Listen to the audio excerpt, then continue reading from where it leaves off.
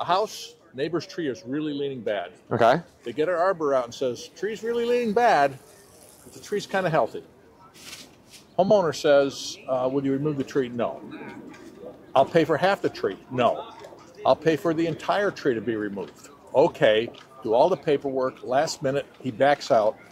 Don't let the tree get removed. The tree, a couple months later, crashes into the house, and right now there's 6 months out of the house. Is there any liability there?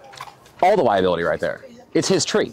Yeah. Right? It's no different than it being his car hitting your car. His tree hit your house, right? That's that scenario. In fact, there's he was kind of warned about it. Well, so there's an argument that is even worse than that, right? So, for example, if a tree falls from my yard into your yard, I am ultimately responsible because it's my tree, right? Now, if it's a brand new healthy tree and the tree is absolutely nowhere near your yard, it fell and then it rolled and the winds blew it, a tornado caught it, and there's an argument to be made that, that was unforeseeable.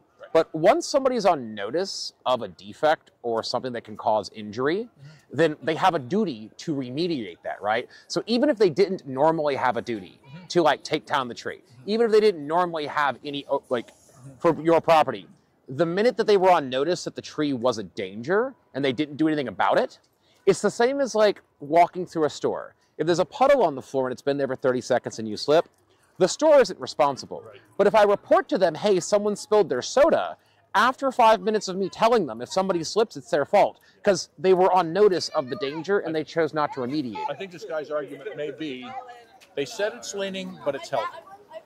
That's great. He was still on notice that it was leaning. The key word there is leaning, but notwithstanding any of that, it's still his tree that fell on your house. So he's responsible for removing the tree and repairing your house.